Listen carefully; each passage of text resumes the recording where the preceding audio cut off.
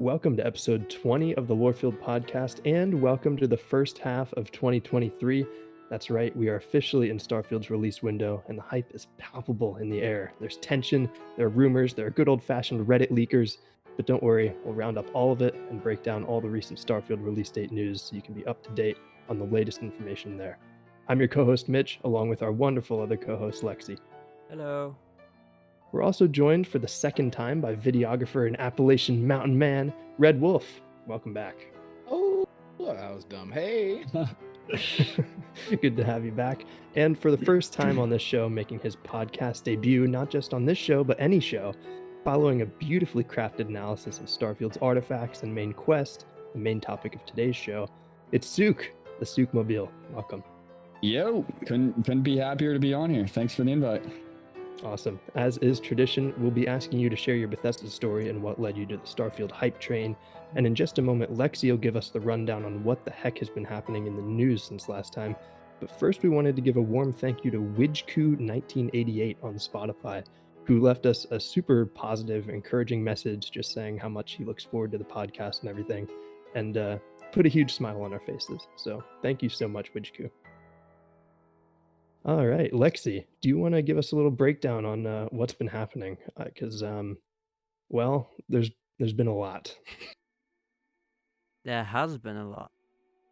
So since December, quite a few credible rumors have been circulating that Bethesda was planning a showcase style event, and that was via Jess Gordon. And then there was a Reddit leaker, and they claimed that ZeniMax plans for the first half of 2023 included Redfall releasing on May 2nd, with early access on April 28th, and Starfield will possibly release before Redfall, but we'll see. And then on January 11th, which was today, Xbox officially confirmed a developer direct showcase featuring updates on Forza Motorsport, Redfall, Elder Scrolls Online, and Minecraft Legends.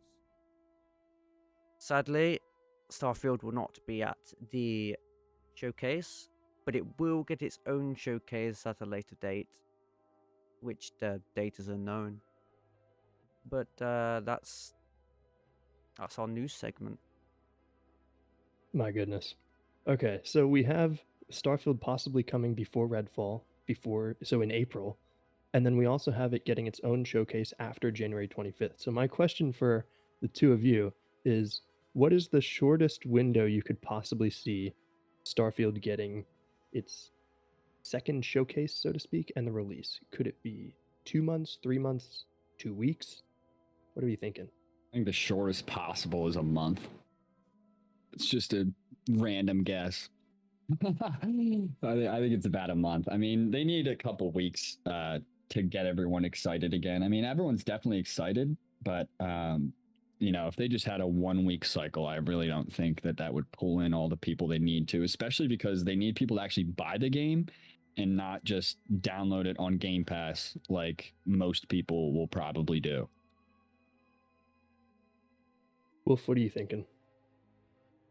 I actually agree. The thing about marketing when it comes to Xbox is that it's practically non-existent. They had an issue.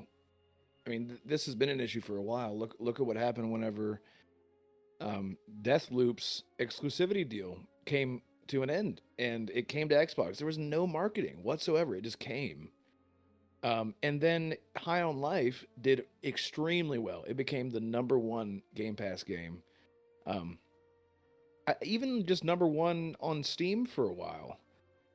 And then yesterday, but with hardly any marketing, by the way. And then yesterday, Game Pass tweets out an ad for High on Life. And it's hilarious, by the way. You should check it out. But I'm like, the game's already out, so now you're pushing it more. So it seems like they were afraid to do it beforehand. Like, let's not spend too much money on marketing because what if it doesn't pan out? What if it doesn't matter? So they did it retroactively, and Starfield is going to be their flagship or Starship title for Xbox moving forward. And if they don't start pushing marketing soon, it's just because right now this is why the subreddit is so healthy, because people are just dying for anything. So a rumor comes out, people latch on and they do not let go. They'll just believe and take whatever they want, and I'm one of those people. Um, so Todd Howard has said many times that he wants the um, reveal to release to be as short as possible, and he even jokingly said 2 weeks, and then he's like, "I'm just kidding. Don't hold me to that." Um, I said for a long time that it was going to be coming in June, but now these rumors of Redfall getting internally delayed or something. Honestly, being that they are two different types of games, um, just that one is multiplayer accessible. I won't say focused, but I guess it is multiplayer focused. I think it would be just fine if they showed something um, here in the next few weeks with just Starfield, and then said, "And by the way, you're probably wondering when's it coming out? 3, 2. Wait, what was I? 3, 2, 1, 2, 3. Right? Think of that Three- date. It's on a So Tuesday. March 21st, is that what you're thinking? Yeah. Wow. Okay. And it's cool. Todd likes his numbers. Um, and it's on a Tuesday, which is a typical release day. The other oddball is Fridays. So that's what I think. Yeah, super short, blows everybody's. You get 2 months of hype, and you know that I don't know. So yeah, so I agree with you, Suke. But as far as the time frame from now until, I mean, we have less than 6 months now. So that's what I think.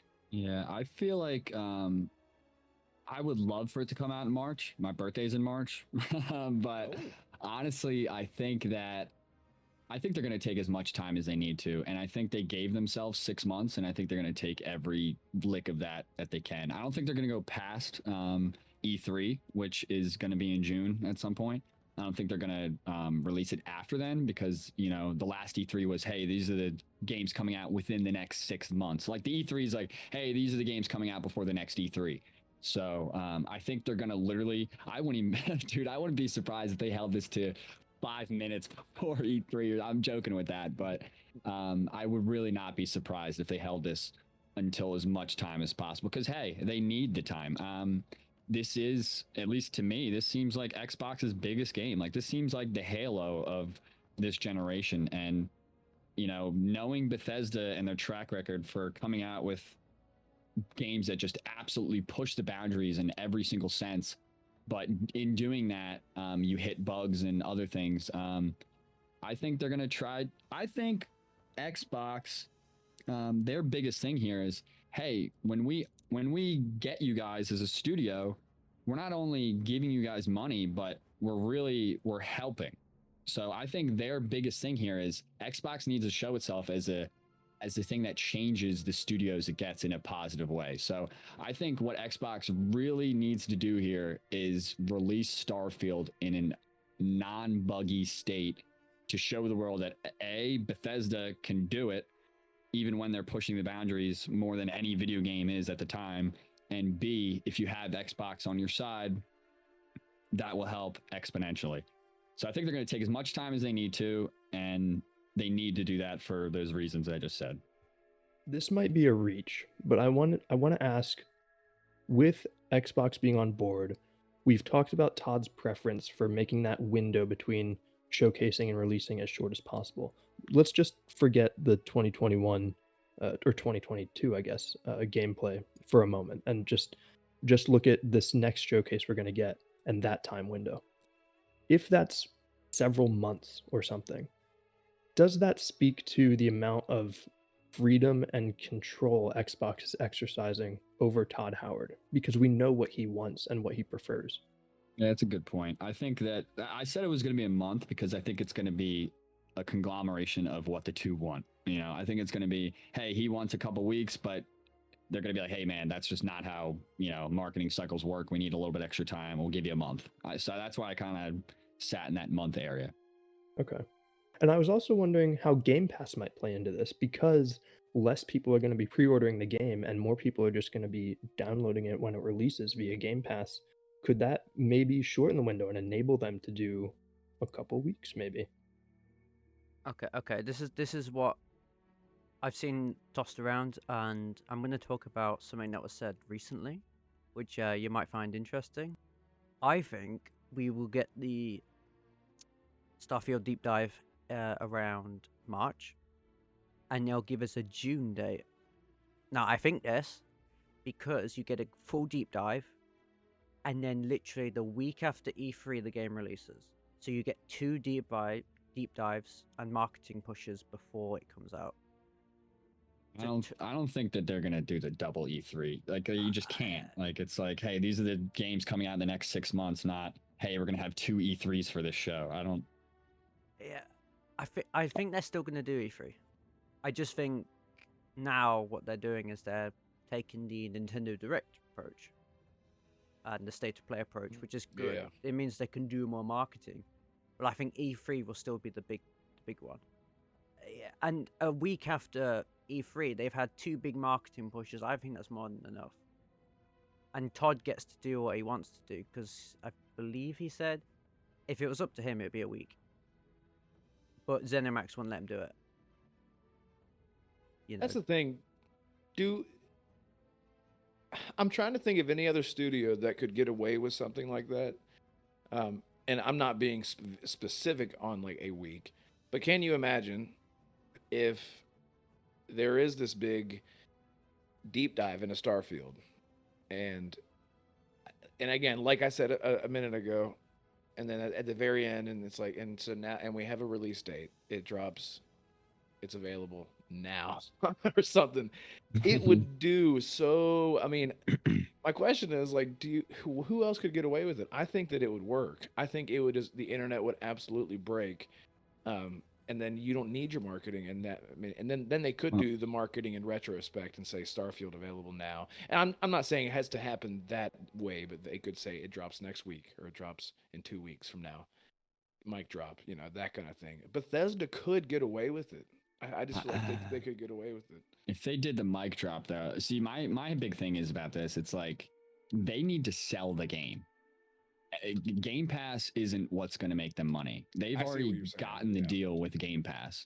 So if they did the whole, hey, it's released right now, you know, like, I think everyone would go crazy, just like you think. And I think the hype would be out of control. I think it would be more than it could possibly be any other way. And I'm going to agree with you on there. But I think you just can't do that because you need to sell the game. Like if it was like, hey, you could download it right now, not a single person's going to go out of their way to spend $60 or $70, whatever it is. So I don't see that happening. I think that there's going to be a way that they're going to have to push game sales. And I see that as a direct negative to game sales. Yeah, I mean, that is the conversation that we've been having since Game Pass's birth. Like, how is Game Pass profitable? How much of a bag are these companies getting depending on the type of company that they are? Are they an indie studio? Are they a AAA? And how is that benefiting them because Starfield's going to be on Game Pass forever because that's what their whole thing is all first party games are launching day and date. So it is it's a question. It's like, what they're going to market these first party titles as.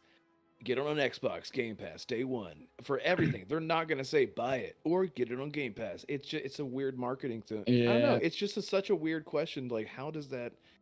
I don't know. It's the endless conversation. How is Game Pass profitable? Yeah, I think we would need to look at another game to make that decision on whether or not it, you know, like a game that's already come out and be like, okay, here's the money that's went this way. Here's the money that's went that way. But the fact that the watches, the Starfield watch thing has already been shown. Like, we know it exists.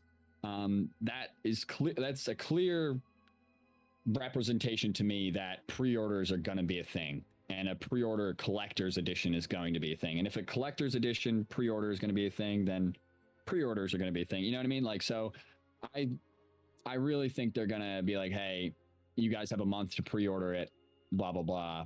Get excited. I think that's what's going to happen here. And I'm 3,000% chance buying that watch, buying the art book, buying everything I can. I have the Fallout and Skyrim art books, and they're unreal, and I can't wait to see. And we've already seen a ton of concept art from this game, and it's all blowing my mind. So I'm going to buy that immediately. We need that soon. We need those pre-orders up soon. Think about the logistical challenge of making all these watches and shipping them to all the right people.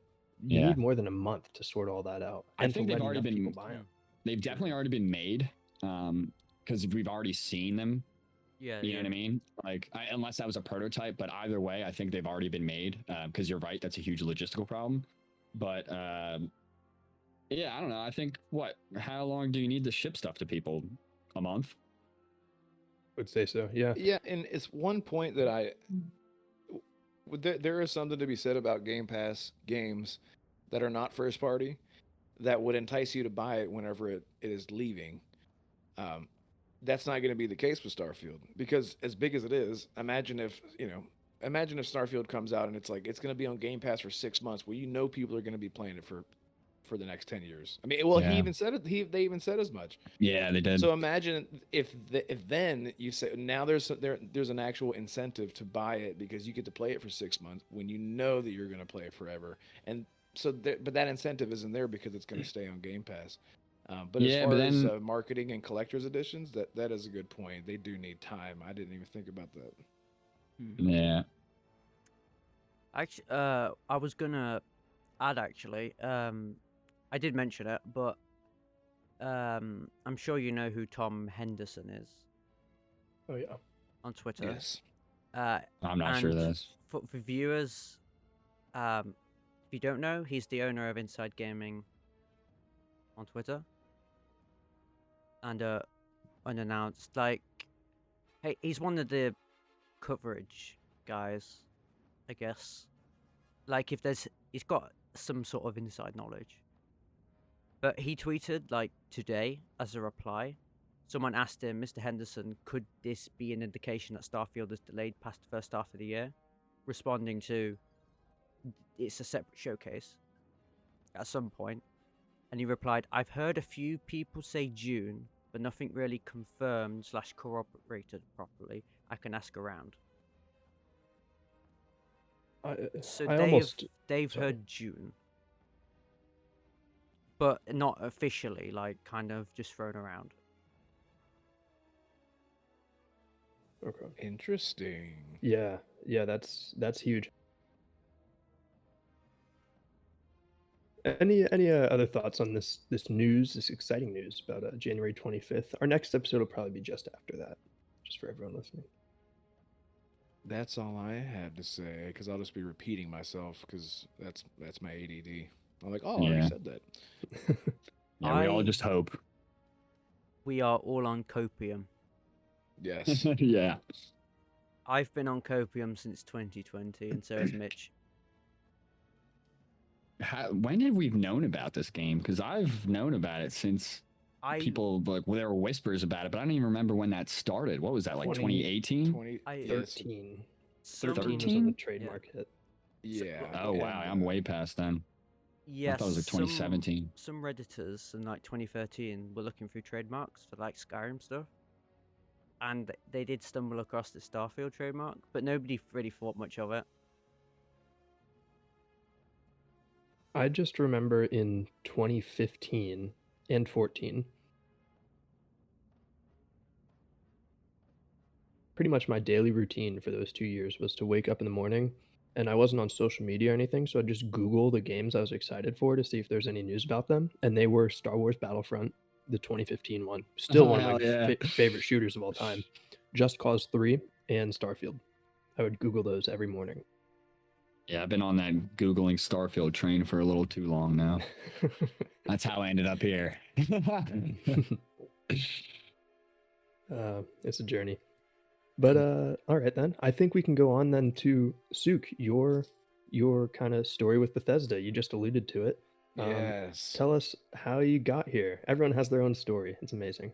Yeah, so right off the bat, you guys were mentioning, what's happening around 2014, 13. I actually, I guess I'll rewind here. So when I was a lot younger, basically we got like 3 houses in the neighborhood, and I got a ton of neighbors, and we always used to just run around, playing in the woods, doing whatever. And then anytime we'd really go into my neighbor's basement, we were probably playing a video game, whether it was on PS1 to PS2, whatever we're playing, Nightfire, whatever the heck is going on. But it's funny because my next door neighbor has an older brother who's about like 4 years older, 5 years older than me or something like that. But the reason why I say that is because we'd be playing all these other games, and he would hang out with us sometimes, not all the time, because he was a little bit older than us, and when you're that young, it seems like such a big difference. And so we'd be playing our own games on the one TV in the basement, and sometimes I'd look over and just see him like doing, to me, God knows what, it looks like he's running around like talking to all these weird looking people, making potions, this and that. All of a sudden you look over, he's fighting a dragon. Like in my mind, I'm like, this kid's a weirdo. So I would just see him like I'd be playing with my buddies, whatnot, and then it'd be like, oh, your older brother's weird. He's been playing that game by himself for the last 6 hours, hasn't said a word. And then like we'd go over there and watch him, and some of the stuff I would see, and I'd be like, damn, that's really cool. And then like 20 minutes later, it's just him standing there looking in his inventory for 5 whole minutes. So it's like, as a really young kid, I was like really interested. So if you guys can't tell, he was playing Skyrim, and I was really interested, but just like couldn't like. I thought he was a weirdo, like a nerd, I'm like, he's like, this kid's a weirdo. I mean, he's my neighbor, he's my buddy, but either way, I'm just like, I don't know, that game seems a little too, Dungeons and Dragons for me, or whatever. And not that I knew that was at that point, but it's really funny. And then, he goes away, whatever, he's not home, whatever. And me and my buddy end up playing through Skyrim, like the first couple hours. He was like, dude, you got to try it. Like, my brother's been playing this forever. Like, I'm telling you, it's a fun game. I never really like knew what it was. And he was like, dude, just play through the first couple hours. So we sat down and we played through the first couple hours. And the only memories I really have of that is being on the watchtower right outside of Whiterun and just ripping bow arrows, just nowhere near the dragon. Just having a ton of fun. I don't really remember how that ended, but I remember we stopped playing basically around after I killed the first dragon. And fast forward years later, 10 12 years later, who knows, I'm playing, I don't know, did Destiny come out before Fallout 4? Think so. Like the Bungie game? Yeah. So I believe so. So I was just absolutely hooked on Destiny. So I've been playing video games for, I played Black Flag. I got to my PS4, played Black Flag, played Destiny, was just absolutely enthralled by those two games. And not sure when, but I started seeing the marketing for Fallout 4. And, like I just told you guys, the only experience I have with BGS at that time was a couple hours when I was, 8 or 9 or whatever the heck it was. And I saw the marketing for Fallout 4 and I was just enthralled by the fact, like, just the dichotomy of like the innocence of like the 50s and where they thought they were going with technology, and like just the extreme dark, humor and just like post-apocalyptic stuff. And I just thought that was so interesting. And I'm really into music, and you know what, dude? The Fallout 4 trailer had oh my god, what's that song? Now I'm sitting here trying to think of it. The Wanderer. It has The Wanderer. So I like that song originally from the movie Chicken Run, which is just a crazy thing to say. I don't know if anyone's ever seen the movie Chicken Run, but I just like that song from that. And it just kind of like, my ears perked up when I heard that song, and I looked at the ad and I was like, holy crap, this just looks way too cool. And I got it. Do I really have any memories of my first playthrough or anything? Absolutely not. But but I remember just being like, I got into the game and I just couldn't get out of it. You sit down, you exit the vault, and there's just so much stuff to explore and just figure. Like, I think the coolest part about that, well, maybe not the coolest part. There's a ton of really cool parts, but one of the coolest parts about it is the fact that the information you have and the information your character has is the same when you go into it. Especially for me, I've never played a Fallout game until then. So I'm coming out of this vault being like, dude, what is going on here? And then you walk up to Codsworth and you're asking questions, and the character's like, dude, I have no clue what's happening. What do you mean I've been gone for 200 years?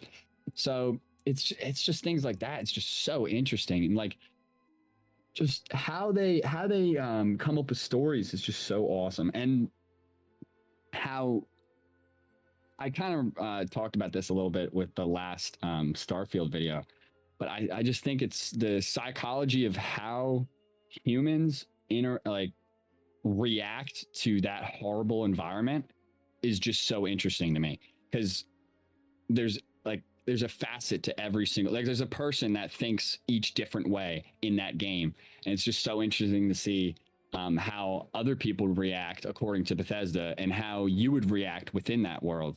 And it's so immersive, and the fact that you could pick up everything and junk it and just start making stuff out of it, like that blew my mind. Like I could just walk into a room, shoot everything, kill everybody, then be like, okay, what do I need? What do I want to pick up? And it's funny. Till this day, if I see a fan, like one of the fans in that, or a typewriter or something, I'm just like, I gotta grab it. Like it's just so interesting. Like if you could get me to the point where I give a hoot about picking up a typewriter, like, I don't know, like I think you got me, Very true. like it's just, and a lot of people have a problem with that and the settlement building and whatnot.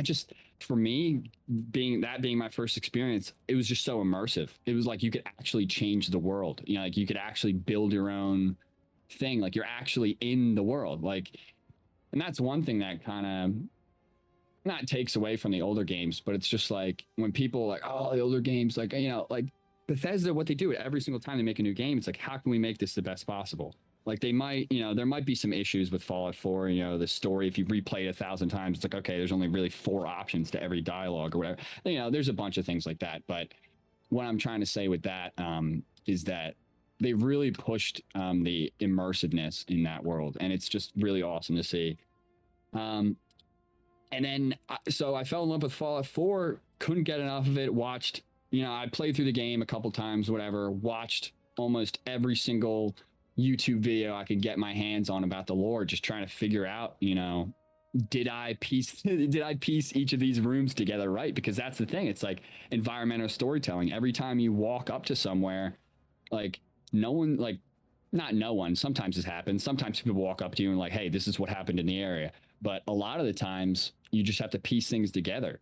And that's what's just so interesting about the stories that they weave into these worlds. It's like, where does that come from? Like you're almost like a detective. Like it's just really, really interactive. And the fact that it's that interactive just blows every other entertainment medium out of the water for me. Like even other video games, I just think it's so much more interactive. Like just the way that it's a story that unfolds in different ways based on your actual decisions. And it's not even just dialogue decisions. It's, hey, do I want to go right or left? Do I want to pick up that gun? Do I want to use that? Like, there's just so like, it's just so interesting. And I think one of the best ways to explain that is just, it's all the decisions. This is what I heard in one of the first episodes for the Starfield stuff that they were doing.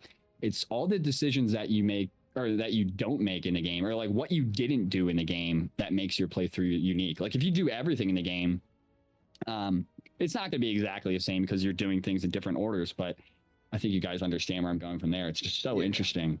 It's just, I just fell in love with the storytelling, the worlds, like just every part of it. I said this before we hopped on. I just think Bethesda games especially are the pinnacle of art, computer science, and just like technology in general.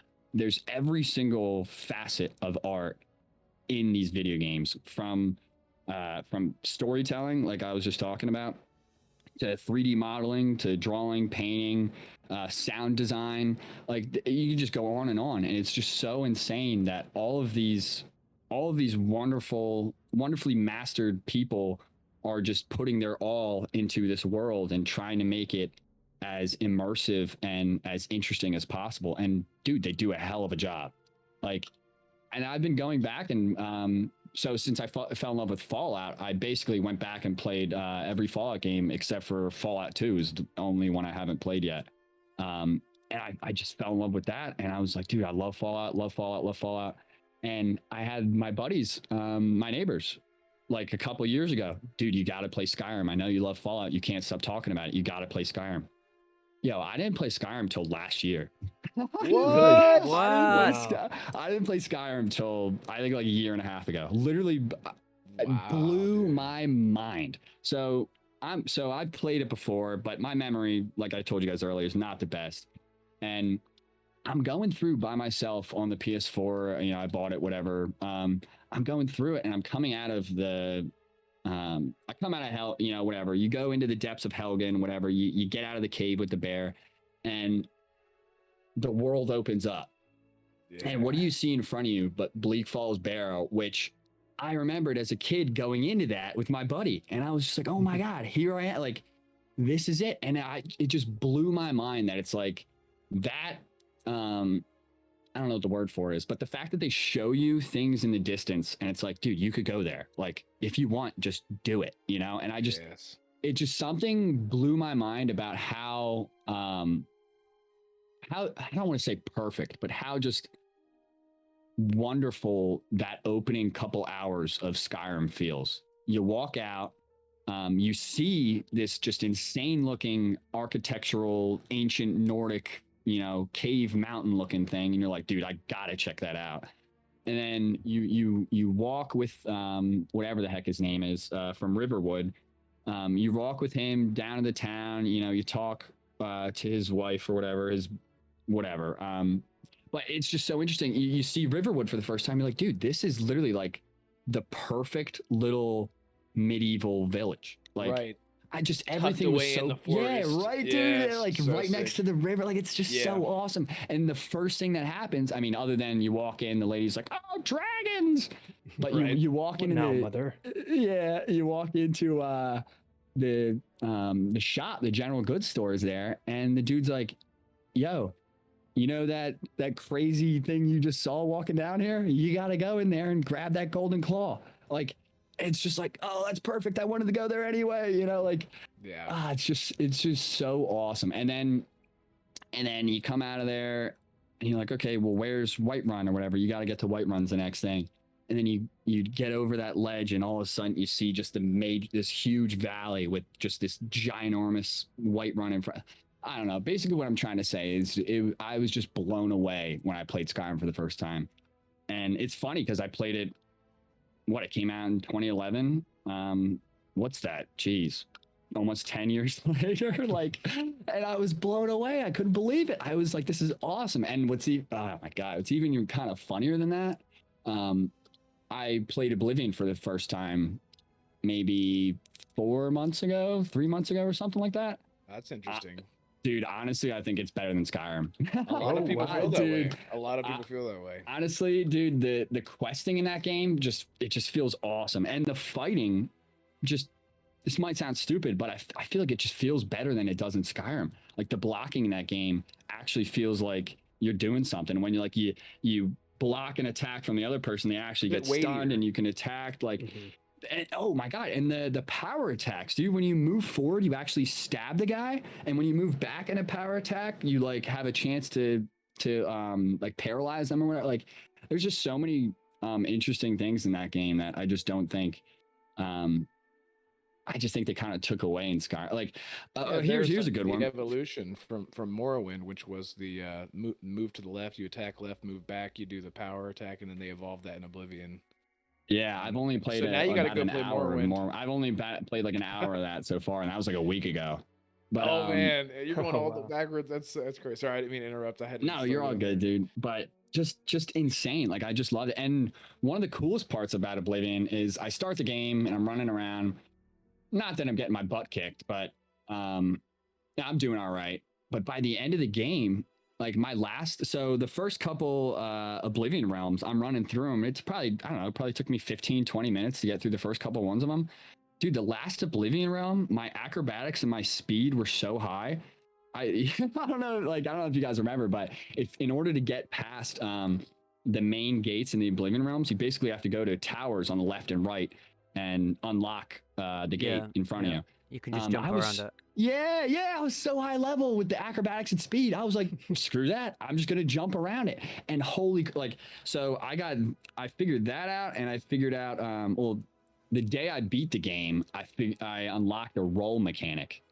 And I realized that the roll is faster than any single NPC's sprint in the game. So dude, I got through that last Oblivion realm and I think it was like a minute. I got through it so fast. I felt like such a beast, and like Just rolling the whole time? rolling and jumping. Yeah. Literally insane. Like you would hold the space bar or whatever, and I don't remember. But either way, yeah, I would just roll. I would just roll past everything. Like not a single thing could catch me if I rolled, and I just felt that was just so awesome. Like the leveling up really does that much. Like now I hop in Oblivion once every like 2 nights just for like an hour to just like run around and jump and just feel awesome, you know. Like and go explore a couple dungeons, and I go back to my castle, put all my loot in there that I'm never gonna sell to anybody, but it just feels awesome to just get in there and run around. Have you Yeah, so unlocked the backflip yet? dude, there's a What? backflip in that game. There's you can do There's a back. there's a front flip, a side Dude, flip. Yeah, you can do that's backflips. insanity, dude. Yeah, there's so much stuff in that game that's just so funny. I've watched a couple YouTube videos of people like, dude, if you want to break this game, like get on the spell train. I started messing with that a little bit, but basically what I'm trying to say is I just love all these games. The more I look into them, the more I'm just happy. Like the stories are just awesome. Like even Fallout 4, I don't want to hear it. The story's cool. Like I know it's not interactive. I know you can't really change the story that much. It's only really, who do you want to take the Institute out with? You know, unless you side with them. But honestly, I mean, like all the concepts in it, like the Blade Runner concept, who's real, you know, all that. Yeah, I love And that. like, you know, is the Institute real? It's, you know, it's like the boogeyman. It's like geez, whatever that stupid thing is that people talk about in real life, the Illuminati, like it's just this stupid stuff like that. They're all just great games. I just love all of them. I love the studio. Honestly, I would like to work there, but I need to figure out some things before I try to get my foot in the door. I'm But glad yeah, you I guess touched on- I guess that's Sorry. no, I guess that's it. I guess I'm wrapping up. I love it. I definitely have a million more things to say that I can't think about right now, but that's, I guess, my general overview on why I love Bethesda games. That's That's awesome. That interesting, was man. beautiful the way you described so much of that. And I'm glad you touched on the environmental storytelling because I think that's something that not a lot of people take notice of. You can play the game just kind of doing objectives and, you know, powering through quests and getting to a high level that way. But then there's this other style of play where you kind of take your eyes off of the quest marker and you look at the skeletons on the ground and see what is in their hands to see, oh, what were they actually doing when the bombs fell? Yeah, Or right. why is the blood on this rock here outside of this cave? And you go inside, oh, there's a werewolf, and they murdered somebody. Like stuff like that. Yeah. There's like this whole other element to Bethesda games that you kind of have to like focus on to really appreciate it. So I'm glad you brought that up. 'Cause Yeah, I it's think huge. that's one of the feel like- biggest parts of the design in their games. Yeah, like CDPR with The Witcher is probably like the closest thing that we've had to that, where there's, but then it's like tied into like a side story that feels like a main story. So I don't know. I don't want to go another tangent, but yeah. Yeah, these are just they're so these are just they're there so- to be a little story, and that's what's right, just so and you're awesome. like, oh, I'll bet this had. And sometimes you'll find like the logs and stuff like that, and yeah, I love that. Yeah, it's like, how do you like? They literally have like 350 books in Skyrim. Yeah, Like, it's is there crazy. any other game like that? Like, The Lusty I- Argonian? yeah, Lusty Argonian Maid. Yeah, it's just crazy. It's like how they just put so much effort into these games, and it's just so apparent to me, like just the love and the care that has went into these universes. I think it's the pinnacle of creativity, and honestly, I'd like to be a part of it. For now, I'm just trying to get my foot in the door in the community and see what I could do. But honestly, I think it's one of the coolest things humans are doing on the planet right now, other than, you know, what SpaceX and, you know, things like that are doing. But Right. for So you said, regular people, I'll say I think that's the coolest thing you could do.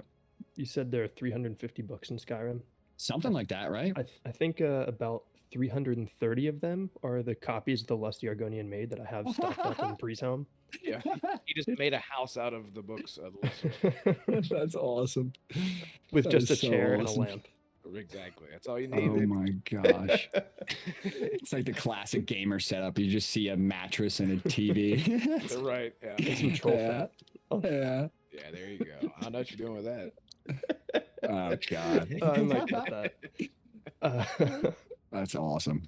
Yeah. But Yeah. sorry.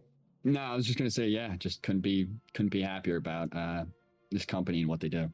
Just excited to see what happens. Obviously, I'm way too excited. I'm making these videos. Oh, Just way too excited. You've done a fantastic job of getting your foot in the door because I only saw that one main story video. I went back and watched others later, but I was super impressed because I hope you don't take offense to this. I'm sure you won't. I'd never heard of you before finding that video. And You definitely shouldn't have heard of that. but you like really found things that I hadn't noticed, after years of watching this stuff. So I that's couldn't be happier hearing that. that's exactly why you're here as well, because I think we'll move on to the main body of today's episode, which is Starfield's main story, the artifacts, and the strange obelisk, and how they all might tie together. So I think we basically might do a little summary of the points that we know, and then we'll discuss how that, how they all might tie together and what the story could look like. So we know that we are working as a miner for Argos extractors, and while there we find an artifact that gives us a vision. Constellation pulls us into their ranks to find more of these artifacts, which are spread throughout the settled systems. There's an unknown location that has an old monument or like obelisk looking thing, and I think there are several of those, but it's drawn out in the trailer. There are sketches of it, has multiple segments, and which are designated by Greek letters, and at the center of the object are 3 large rings that rotate, and as you note, Suke, a person could fit underneath that. So maybe it like teleports somebody, or it makes them ascend to somewhere else. So that's kind of where we're at. So we have these artifacts and this thing. I think the artifacts fit into the thing to make it do something. Yeah, kind of floor is open. What do we think about Starfield's main story? I'm sorry, there's not much to go off of. Yeah, I was right Yeah. there with you. The interesting thing about piecing them together, I mean, we literally see when we are introduced to Constellation in New Atlantis, we see like a 3-second scene of them like, hey, this is how you piece them together. And it basically shows us that gravity-defying gyroscope that we end up seeing.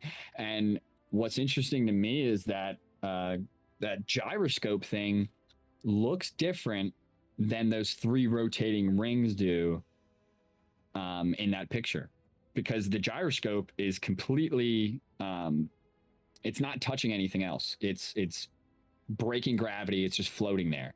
But in that drawing, in those drawings we could see of the central chamber or whatever with those 3 rotating rings, they're ginormous and they're attached to the ground. So I don't know. So yeah, I really don't know. Like that right there. I mean, the rotating rings with that drawing make, I said they could go inside of it because it seems like that would be some type of teleporter or something. But then when you look at the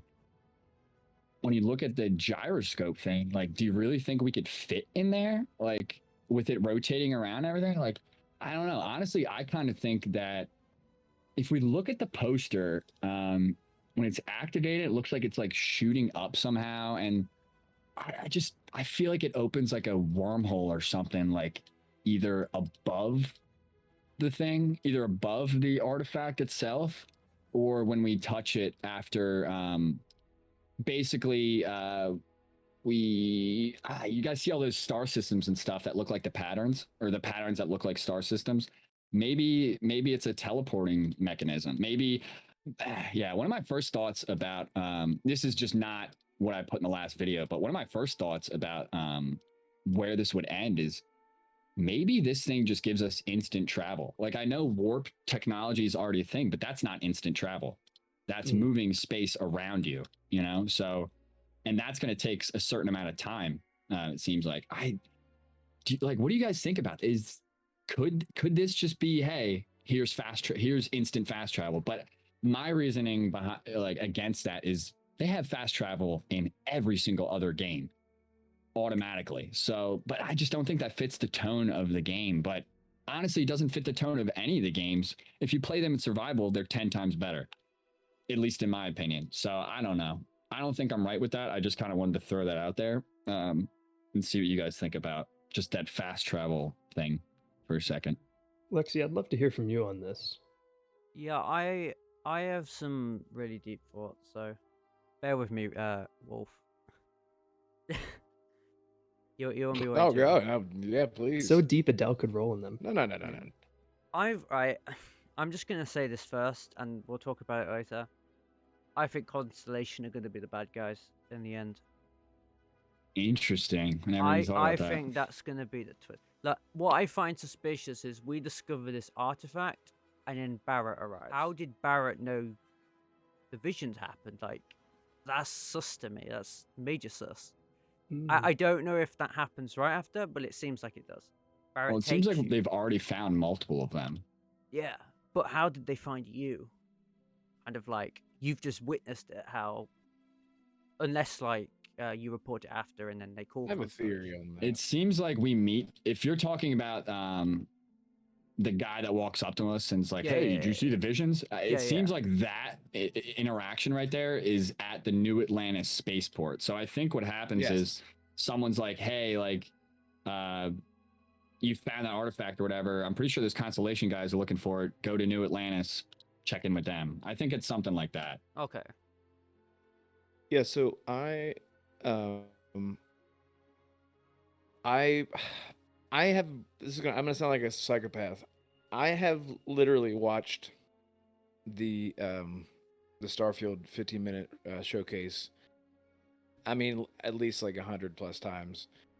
And sometimes I like when I'm getting really sleepy, I will put it on the TV and I will put it on the slowest speed. I'll put it like on 0.25 speed. God, that's amazing. I'm not That's kidding. awesome. I'm not kidding. I've done this so many times, and I've noticed things like scenes that, you know, because they'll cut away from a scene and then splice it into like a chopped up, a jumbled a bunch of clips. Yeah. And from what I've gathered, it seems like there's one scene where there's a woman and someone else. You're going down what looks like a mine shaft. And then again, they show a couple other shots, and then again it shows that mine shaft, a bunch of crystals and stuff. So you're mining something, which I think is why you have a mining laser. You sort of start off as a miner, or maybe you're doing time, like as a prisoner. Yeah, you're in prison miner. Yeah. Right, it's another trope. Like you got to pay your debt and get out of prison, and while you're mining, you come across this artifact and this cavern or whatever, and it's like this material that they've never seen. And you go up to it, you touch it, and it gives you a vision very like Mass Effect. Mass Effect is you guys know Mass Effect is like the best thing in the world to me. It's very, very much like the beacon in Mass Effect 1. Whenever you touch the beacon, you would get those visions of you know, the Reapers and all that kind of stuff. So it seems like that happens to you. Maybe you get knocked unconscious, and then they come and they get you, and then you wake up, and that's when you're talking to the one guy where you're making your character, you know, like, oh, so you were a bounty hunter, because that's what I'm going to be. And tell me more about yourself, and then, you know, whatever, and that goes into the character creation, and then you go and meet. It's like, well, we need you to go talk to Constellation, and then you go to Constellation, you get off of your ship, or off of a ship at the New Atlantis spaceport, and then Barrett comes up. He's like, "Oh, you're the new guy. I did. So you touched the rock? Did it make you freak out and you see visions and stuff like that?" And then you go and you talk. I don't know. That's just my theory. I feel like that is sort of like the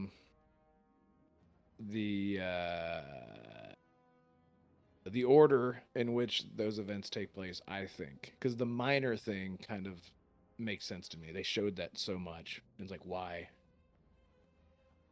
Yeah, I'm definitely with you on the fact that the miner is going to be like the first thing we're doing for sure. Yeah. I think one of the first trailers they showed us, they show the Constellation ship, the Frontier, I think it's called. Yeah, it's And they Trigger. also give us Vasco.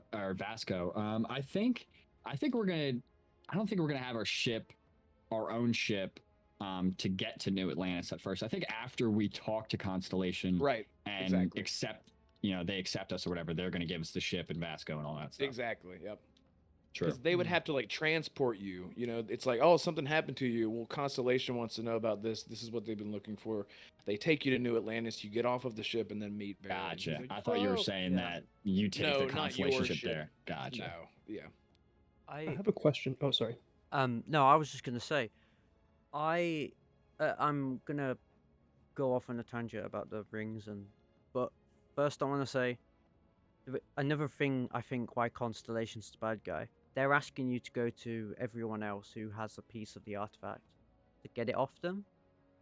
I think that's also suspicious. Like they're trying to get all the artifacts off people that have them. I'm not saying they're gonna. I'm just saying it'll be because Starfield we haven't seen any villains of such. Yeah, that's what big point in my video was. I was just like, where is the What? villain? Is it the pirates or? What if Constellation has a ulterior motive and that we're a pawn? In I kind of like that. Yeah, I think that would be an interesting twist. And going on to the rings now, before I forget, I think the things you're collecting are not used for the device. Rather, they teach you when you've got all the pieces. They will teach you how to use it, teach you how to activate it, how it functions, what you need to do, and activate all the rings and stuff. And I think, like what you said earlier, wormhole. I think if you approach it and you go and touch it, it transports you to another location. And I think that will be this big reveal. Not where the game ends, but kind of like it goes into like an epilogue act. Yeah, I think that third act. I mean, obviously you guys watched the video. I don't know what you guys think about the fourth confirmed city. It seems like people were like, "Oh, Sidonia." To me, it's just not Sidonia at all. When Will Shen mentioned it in the whatever video he was in a couple weeks ago, he first mentions it as a settlement, and then secondly as a city. We already know that there's going to be smaller cities in the game, or else why would they be saying major cities, this whole time? So for me, Sidonia is not the fourth major city. I really think the only thing we're missing in this game is intelligent industrial aliens. And I think that that wormhole, teleporter, whatever you want to call it, I think that is what's bringing us to basically first contact with intelligent life. I think that's the most interesting thing Bethesda could possibly let the player character make a decision on. Like who doesn't want to have first contact? Like, what's the coolest thing in a space game? Other than like flying around and shooting space pirates and stuff. Like, yep. I think the coolest thing could just be like, how does humanity react to aliens? Like that in itself is just such a big like philosophical, like, dude, like you could go a million ways with it. Like, are you just scared of them and you just shoot all of them and kill them, or do you try to trick them and get as much as you want out of them before you jump on them? Or there's just so many different ways you could go with it.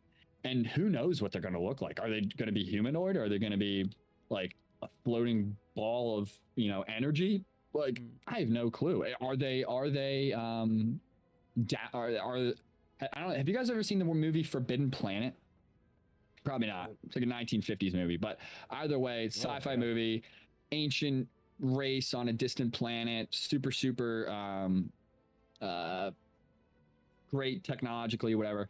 And they ended up basically downloading themselves onto, some mainframe below that Earth's crust or below that planet's crust or whatever. Honestly, dude, I wouldn't be surprised if whatever race made all this stuff just like downloaded themselves onto those artifacts and like made themselves like one cohesive like AI unit almost. And and someone was like, we can't have that. There's something bad about it. And they went to destroy it. And when that happened, all the pieces split through space and time, in this area of the settled systems or whatever. I like the AI thing, like they downloaded themselves. On Cydonia, I wanted to bring up, it was Todd Howard that used the terminology of 4 major cities, and these were 3 of them. And it was Will Shen that talked about Cydonia being a city. So I think it's possible that he just wasn't really thinking in the frame of mind of like the 4 cities, and he was just talking about one of the places in the game. Um, I all respect Suke. I respectfully disagree. I think Cydonia is the 4th city. I do see what you mean though when he was talking about it a little differently than Todd was talking about the other 3 cities. So I see what you mean there for sure. Yeah, I just don't think he would have mentioned it as a settlement first. And I think he would be like, it's the 4th major city. Like, I don't see a reason for them to be like, hey, there's 4 major cities. Here's 3 of them, and then months later be like, oh, here's a settlement. Here's a settlement that's like also a city. I took that to be like the reveal. Hundreds of years before the game, when humanity first started going beyond Earth. Yeah, one of definitely. their first settlements was Cydonia, and I think he was saying that it ended up evolving into a city, if that makes sense. But it started out as like one of the first off-Earth settlements for humanity. Yeah, I'm definitely with you on there. I just think it's not the 4th city. Sure. I just think the only thing we're missing here is intelligent aliens. You look at the poster. I mean, there's so many signs that just point to, hey, here's you in the game map. Here's you in the game world with the artifact. It's activated. We're sending you somewhere out of the game map. Like, for doing a lot of, like, I do designs and posters and things like that. Like, I look at this and there's just so many signals to me that are just like, hey, here's what's happening. And I can't look past those signals, especially the fact that the bottom half around whatever planet that artifact is on has the Starfield map. Like, I don't know if you guys are hip to this yet, but like the Starfield map seems like a gravity map, like a topographical gravity map. They show it in a lot of things, and it seems like you're talking about the journey through space artwork, right? Like the poster. Yeah, the main poster of the game. Yeah, okay. To the right and to the left. Now. To the right and to the left of that, the planet on the bottom. You guys see those white lines? Yeah, white. There's white lines to the not in every single picture, which is the funniest thing. This the white lines, the topographical gravity map, which is what I'm calling it. It's actually not in every single one of these posters, which I think is the most interesting thing to me. It's in the earliest form of the poster, but I think they took it out in the very recent ones because I think maybe it gives too much away. It seems to me like that topographical gravity map is like, hey, this is how gravity fluctuates around planets. And I think that's going to have something to do with how our warp jumps work and like whatnot, like with the calculations and things like that. In this, if the 4th city isn't that, if we all, let's just pretend like we all just don't have any idea, that city, that thing in the bottom, I mean, why would they show that?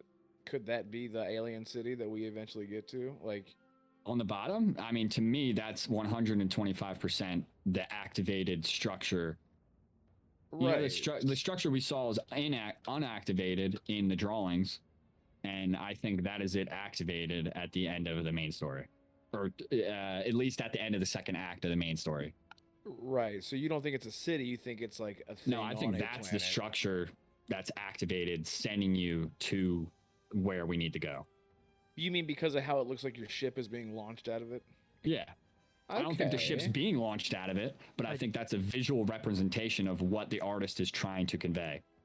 I see what you. Okay, I got you. Yeah, I like that. Obviously, the like structure thing on the planet is a different shape than the structure thing we see in the gameplay. Like, you can't really see those rings; they'd probably be buried underneath. So, do you think this is the structure we see in the poster is the same thing after we've put all the artifacts onto it? Yeah.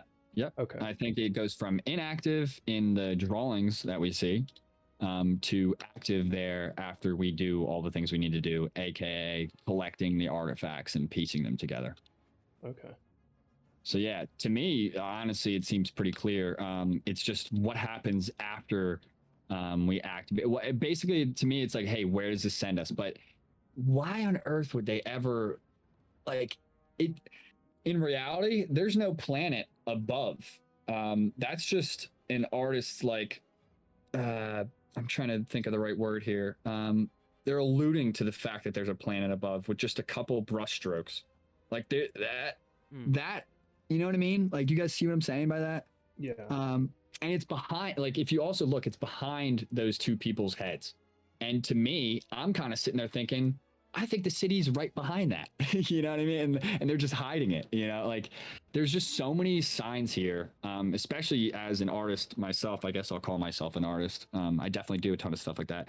I think all the pieces here fit together so wonderfully, especially the topographical gravity map on the bottom to the artifact literally shooting our spaceship up towards this other planet hidden behind constellation. Like, I don't know, it's just too many things lining up just perfectly. And dude, you look at the promos for Skyrim and Fallout, they literally showed I mean, not that showing dragons ruins the main story, but it kind of does, doesn't it? Like, the big bad guy in Skyrim's a big dragon. It's the world ender, the world eater, you know what I mean? Like, and in Fallout, in one of the, I guess the IGN Fallout video that they came at the trailer and IGN, they literally showed you dropping. They showed the Pridwin crashing and burning. They showed you literally dropping the bomb at the end of the main story. Like, I'm sure a lot of people saw that and were like, "Oh my god, another Penny Tower," or whatever the heck it was in Fallout 3. I just forget the name right now. But I know what you're talking about. Yeah. Oh my god. yeah, I'm sure they were just expecting that again. But 10 penny. Yeah, 10 Penny Tower. There we go. Yep. I'm sure they were expecting that, but nope. It's the end of the story. Like, I don't know. It's just crazy to me. To me, they're putting half, if not 75% of the clues in front of us. And the only thing that's missing in the game is industrial, like, intelligent aliens. And to me, all of these pieces are just literally screaming at me, hey, here it is, you know. So that's where I'm at. Interesting. I love it. I think going back to what I was saying earlier, I don't think you actually need the pieces. I think you need the pieces to know how to activate it. Like, well, wouldn't that be the same thing? I suppose it's like the Dwemer thing in Elder Scrolls. Unless, like, these machines are extremely complicated. The average person's never going to figure them out. But this thing via the visions will actively teach you. Like, all of a sudden you've seen it and your brain automatically knows how to do this and that. And then I wouldn't be surprised. That's pretty cool. You just need the knowledge to activate it. So it's not like you need the key, rather it's you just need to know what to do in the, like, well, we're definitely chamber. going out and collecting all the pieces, and that's the key. Yeah, like, you need all the artifacts to tell you how to function this machine. But you don't need the key itself. You don't need, like, the artifact itself to use the machine. You just need the artifact to teach you how to use the machine. Interesting. Because if you look at their readings, they've been to it. They just have no idea, you know, where to start. That's like Dwemer machinery and Elder Scrolls. Is in the game, yeah, you just press a few buttons and it works. But in lore, nobody except the so-called experts in universe really understand it. It's more guesswork. Yeah, I would really like, this is kind of a little bit off topic, but not really. I would really like to be able to collect these artifacts in any order I want after the first one. But honestly, it doesn't seem like that's going to happen, considering that each solar system is leveled. That kind of bums me out a little bit. I thought it'd be really cool to just be like, hey, which one do I want to go get first? But now that I think about it a little bit more and more, it seems like those patterns are solar systems in themselves, in the fact that they have some type of mass in the middle and it looks like things are orbiting around them. if I don't know if you guys are catching the same feeling Yeah. from those patterns, but it almost seems to me like we're gonna get after each one of these artifacts or something. We're gonna be able to either change the geometry of that architecture to send us to that next solar system, and I think maybe each of those patterns like shows us where the next artifact's going to be or something like that. But I mean, we only see what 7 patterns or something like that in that drawing, and there's definitely more than 7 artifacts. So I don't know, just something to throw out there, but it really seems like those are solar systems, and to me, solar systems, artifacts that we don't know where they're at, seems like those two kind of combine and be like, hey, this is where you need to go, blah blah blah. But who knows, it might just be like it might just be pick where you want to teleport.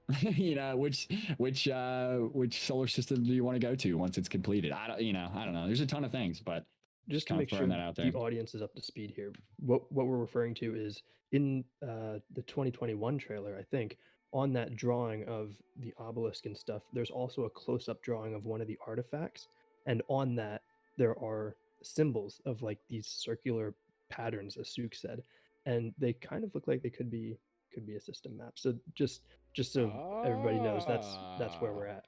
And for Red Wolf too, apparently. Yeah, what's super interesting about that is I didn't even see that like the patterns on the artifacts until like halfway through editing that video. I was like, oh my god, what? I was like, there's a whole nother drawing under that. Like I couldn't They're like gonna back it up, add more to the video. Yeah, literally, that's exactly what I Yeah. did. I couldn't believe it. I was like, wait, how do I fit that in? Like yeah. But it's just crazy because I've watched almost every Starfield video I could, and not once have I actually no one time I've seen someone mention it, but they didn't actually show that picture. They showed a zoom in of when Constellation shows you, hey, this is how the pieces fit together. In their Constellation room, someone zooms into the side of one of them, is like, hey, that's a pattern. But I Right, never actually seen someone like grab that picture, and I thought that was really interesting. I was like, no way, no one's seen this. Also, another thing that I just feel like it fits in somehow. I just don't know how, and I didn't want to say it because I didn't want my video to be too confusing with just like a million theories that just like don't make sense with each other. But I don't know, I've just seen too many of these like not people talking about it, but like I don't know if you guys like in the Bible there's like these crazy explanation of like people like saying like historically accurate angels or something are like these rings with like eyes on them or something. Like I don't know, like the more I look up those pictures of that, and I'm just like I look up the pictures of that and I'm like, dude, this just it's literally a gyroscope but with eyes on it instead of like the patterns. It looks exactly like the artifact, and the fact that Todd says one of the biggest questions in the game is going to be, how does religion fit into all this? Like, I don't know, maybe that's, maybe an angel is that thing that humans saw way earlier. I don't know, but honestly, I don't think BGS is going to take a hit at what they think God actually is. There's no reason that they should do that. No one has that answer. Like, you know what I mean? Like, I don't think they should even try to go after that. And I think what they're going to do is just have factions in the game that hang on to whatever religion they can, just like every other game that they have. But they're not necessarily being like, hey, this is what Bethesda thinks God is. It's hey, here's what people in the world think God might be. React to it however you want to. Yeah, it's going to be Todd Howard. Todd Howard at the very end, he shows up. He's like, I've been waiting for you. Yeah, you touch the thing and it just goes, it just works. That was good. That was a really good Todd impression. It's just a floating Todd Howard head. Congratulations. Yeah. Dude, I saw someone commented, was it? I don't know if it was on one of my videos, but I saw somewhere someone comment like, dude, what if someone put Todd Howard's head in just as was that you guys? That might have been you guys. Someone said something about Todd Howard's head being put in the game as a planet. Was that you guys? Yeah, I think it was. Yeah. Dude, I was dying at that. I read, dude, I was listening to that. I was cracking up. You're like, yeah, you can just land on his nose. Like, dude, I was. Yeah, that's what I was. I was like, yeah, you can go fly up his nose. Yep. Yo, That's so funny. I just thought of something. If you're on his nose, you could have his eyes just stare at you, Ooh, oh yeah, like and you just look up and oh, it's like giant eyes. he's like just looking down. Whoa, That's creepy. I love that. I love that. Ah, yes. You'd Yeah, have just to so do funny. some custom scripting to do that, but if the eyes are always tracking you, if you're on the back of his head, The then Scooby-Doo his painting. eyes are actually backwards because they're still tracking you. So I he's just love got that. these awesome. white eyes when you're on the back of his head. Do you remember old games when a lot of objects were just textures that were always facing you 100% of the time? They should do that with Todd's face. Like you walk right past it and it rotates really quickly to keep staring at you. Ridiculous, dude. I think lightsaber mod's gonna be the first thing, and then immediately after that is gonna be a Todd Howard planet.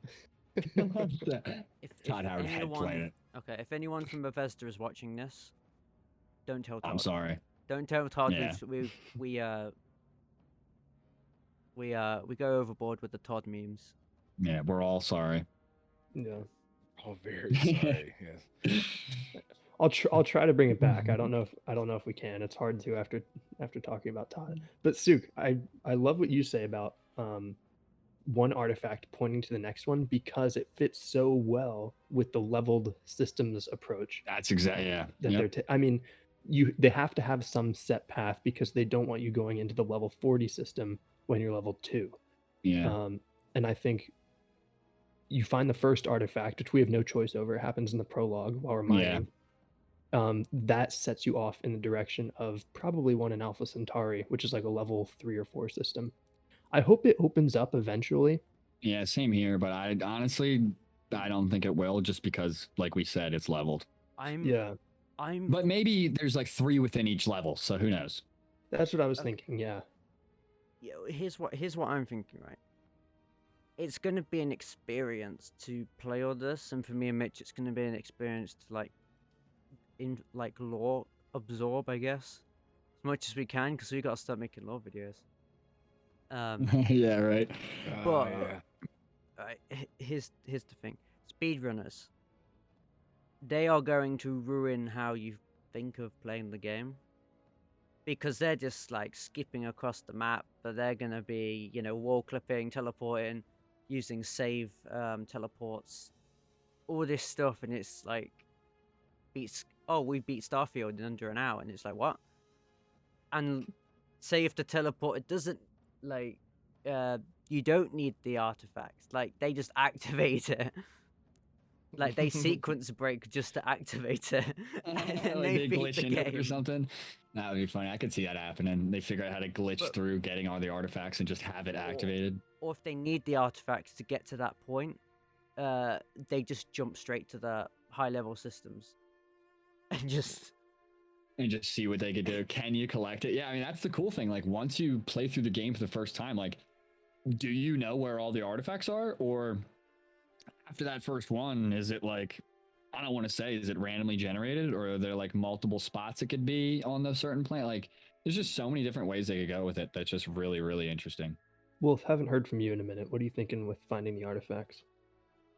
I think it is definitely we're treading on the MacGuffin trope. So if the artifacts are something that is a focal point of the main story, I would really hope that it does not go from start to finish. I hope that something opens up in the middle with it, because of course there would be, if that was the case, there would be things in between. So you find an artifact and then something stops you in your tracks, and then you got to go take care of this thing for a while, and then you go take care of this thing and it just happens to lead you to another artifact. And so game wise, like the game actual, like the meta of it, I hope that it is not the main thing throughout the entire game. Because if the game can't end with a huge reveal like that, it would have to be in like, if there are 5 acts, it would happen halfway through the 3rd act, for example. Like, oh, there are aliens and we got all the artifacts, and now this whole thing opens up and it's this huge revelation, and then the game changes and you look at it differently now, that kind of thing. So I don't know if I answered your question. Well, Yeah. that's on a meta level, but as far as like what I think it could be, I like the idea of it just being too much to handle, which is why like if you touch an artifact, it knocks you out. Like the human brain can't process. We talked about heaven. It's like you couldn't handle. Like the You end know of what I mean? It's like the end of Indiana Jones, the last one. Yes, exactly. I want to yes. know Yeah. everything. Yeah, Her head just yeah. blows up. Blows him up. Yeah, he just could not handle it. Yeah. That is the Yeah. weirdest So- death in film. Dude, everyone hates that movie. I like it. It's like the third Star Wars movie, dude. It was made for kids. Like, I had a fun time watching that when I was younger. I like actually just sorry to go off topic again. George Lucas. Oh, Star Wars is made for kids. Oh yeah, sure. I watched Revenge of the Sith. It's definitely made for kids. Definitely made for kids. Absolutely. Absolutely. Yeah. The stuff that Yeah. happens in Star Wars, there's no way that's made for kids. That's my favorite Star Wars movie, by the way. Yeah, I think that movie's electric.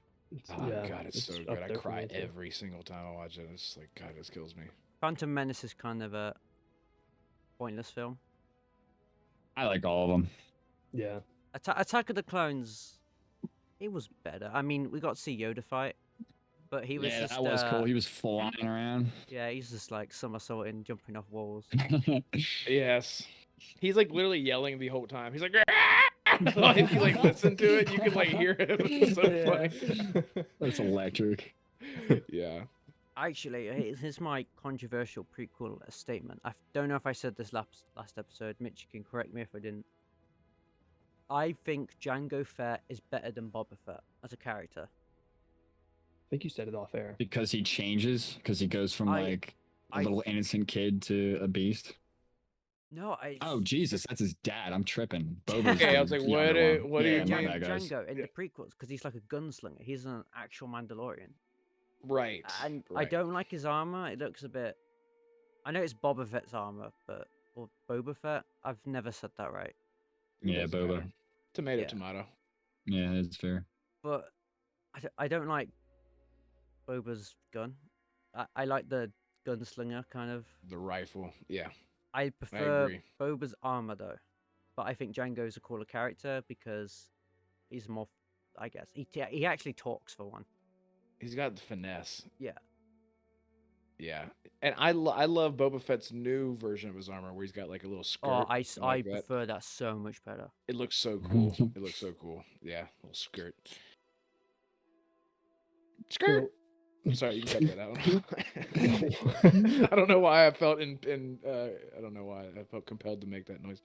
Well, if you were talking about when, how, or if they might open up the path in which we find the artifacts, and I think one important thing that's worth discussing here is that chances are people are going to come across artifacts just through the natural flow of gameplay because they're going to be there through the entire playthrough. Right. So if you think about Skyrim, and Suke, you actually just mentioned this. In Riverwood, if you go in and talk to the general store owner, he'll point you up to Bleak Falls Barrow. But if you don't go in the general store when you first pass through Riverwood and go to Whiterun, eventually they'll point you up to Bleak Falls Barrow too. Yeah. So you have multiple ways, or you can not do either of those and just go to Bleak Falls Barrow on your own volition, and that's a perfectly valid way of completing that part of the story too. And you'll find the note that tells you that, right? You find a note that says, I need that golden claw, probably right. like the one that, yes, and it leads you Off back. of off of Arvel the Swift, right? That Right. idiot, dude. He's like, you Moron. fool! Yeah, as soon as he gets out, it's like, dude, you really think you're getting all the way down there and doing this? I would have loved if he turns around to run away, he gets caught in another spy web. He He's just like, gets tell stuck. me. Yeah, I mean it this time. I'm not dead yet. I think if you leave him, he does actually walk on the spike trap and die. I'm not Oh, sure. really? Dude, Oh, that's funny. it's funny. I actually bought my sister Skyrim for Switch, and I was basically watching her play it. And that idiot, it was really funny. She didn't like hear the guy talking about all that nonsense, but she just kind of like followed him into the next fight. He just gets smoked by the Draugr in the next room. She was like, it was really funny. She like stood back, was like, I'm just gonna let him fight, you know? And you go. he just went in there and got smacked, and I was dying. That's hilarious. But yeah, I just thought that was kind of worth bringing up in this conversation about how the order which we find the artifacts, it doesn't necessarily have to be determined by Bethesda. Right. Right. Yeah, I think it's gonna be within a Well, level cap I- issue. Didn't Todd say recently and this is just Bethesda in general, they think of every scenario you're gonna do at each point. And me, like Mitch's dad watches this show. I'm Mitch's dad again. You say that every episode. Hello, Mitch's dad. I don't know Mitch. him on a first name basis Senior. yet. Mr. Mitch. He's just Mitch Senior. Yeah. Yeah. But they must have thought of the scenario where you could kill your parents in Starfield, Dude, or get them to fight themselves by poisoning one to go in a frenzy, and they Yeah, you just did say battle to the death. one thing that I get concerned after hearing that, I'm just, dude, I played Fallout 4 enough where I run through there and I'm like, dude, I wish I could just shoot Preston Garvey in the head and just get through whatever I needed. You know, and like, I wish I could, like in New Vegas, you could kill anyone you want in the game. And I think the design around that game and the fact that you can kill anyone you want, not that I'm a psychopath, I just love killing people. It's like, dude, you played through the game 1,000 times. You don't want to hear Preston Garvey talk about the same nonsense. What I'm trying to get through at this point is that I really hope in Starfield that I was about, like, I'm sitting here staring at my second monitor with all the Constellation people on it, about to say, I wish we could kill everybody in the game. But I'm sitting there staring at the Constellation people going, well, how are we going to finish the game if we just walk up to those Constellation people and shoot them? So I don't know. I really hope there's a way to figure it out. Like, Well, like being able to shoot everybody, not that everyone's a psycho and wants to do it, but the fact that you can is what gives that freedom that feels so good. It's like if you like in Fallout 3, if you shoot the sheriff in Megaton or whatever, at the end of the quest where you fix the bomb or whatever, instead of getting the reward from him, you get the reward from his son.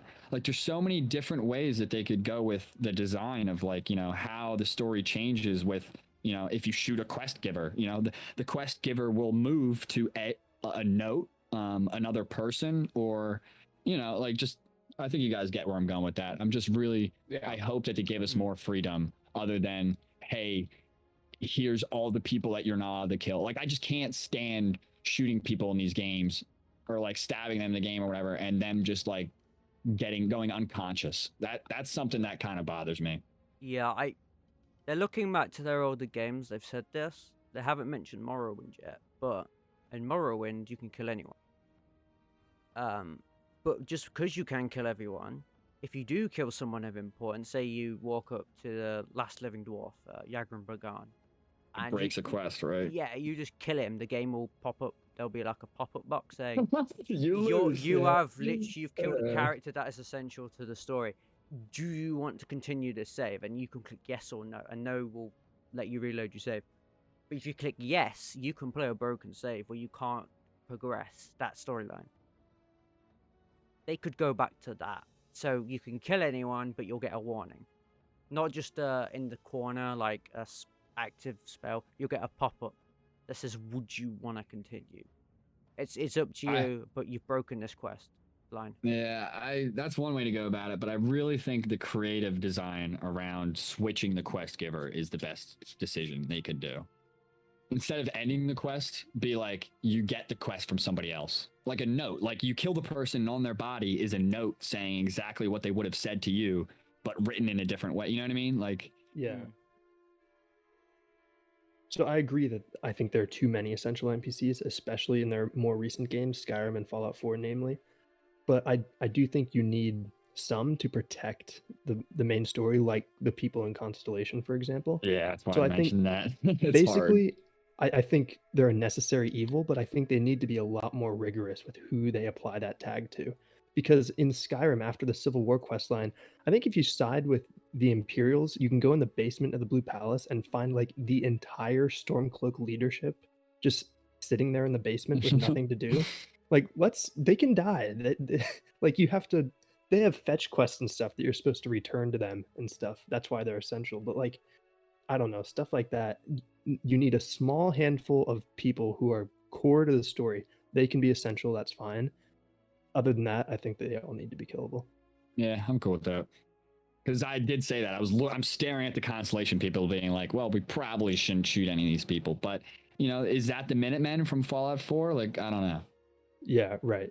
Let Suke be a murderous psychopath in the That's the other thing I'm trying to say here. It's like I'm not a crazy person, I swear. But after playing through these games like 10 times, it's like, dude, I really don't want to hear Preston go, hey, there's another settlement that needs your help. And I'm just like, dude, shut your mouth and let me get on with the quest. Yeah. Then you'll hear the same crap from his son. Yeah. I mean, I guess you're right, but at least maybe I would just read it from a note. I don't know. I think there was a meme where they were using like video games to study the psychology of like gamers, like with quick saves and stuff. I do that a lot. And then there's like a picture underneath it. It's a guy sweating, and it's Bethesda players where they do the quick save and try and kill someone. Yeah, it's like, dude, what's gonna happen after I make this horrible decision? They're gonna evaluate me and they're gonna say you're a psychopath. Yeah.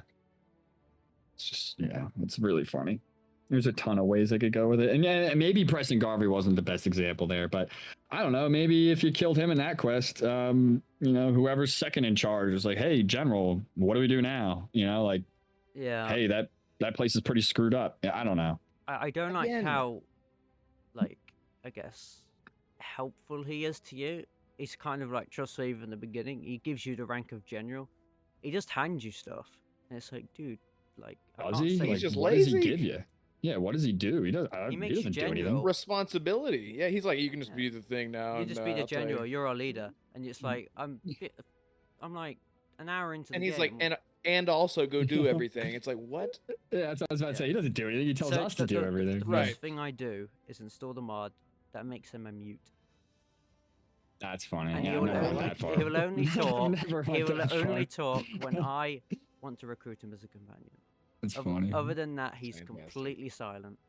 I think one of the big changes they could have made to that was if you get your defense up in one of your settlements to like a good enough level or whatever, like you shouldn't need to go back to your settlement to defend it. I think that might already be a thing. Like I think there's a percentage chance that your settlement gets screwed up. But honestly, I feel like after you hit like 80 with like defense or, whatever the percentage would be that they would calculate, I feel like you shouldn't have to go back and just defend every single, especially when you're on survival mode. It's like, dude, you're telling me I have to walk across the entire map right now when I'm in the middle of a quest? Like, get the hell out of here. Yeah, my bad. And it's going to be even worse in Starfield if they keep it that way, because you'll have to go across freaking light years. That's what I'm kind of saying is because I hope that all those people that I hire for my settlements can build settlements autonomously if I want them to, and B, I would hope that the defense system like actually is a thing. Like, hey, you don't need to go back immediately. If it's a good enough defense. Like if it's not, go back or the place is screwed. But yeah, I don't know. It's just something to think about. Anyone else have anything to add? The whole thing? We have a couple more segments, but on the Starfield stuff, basically.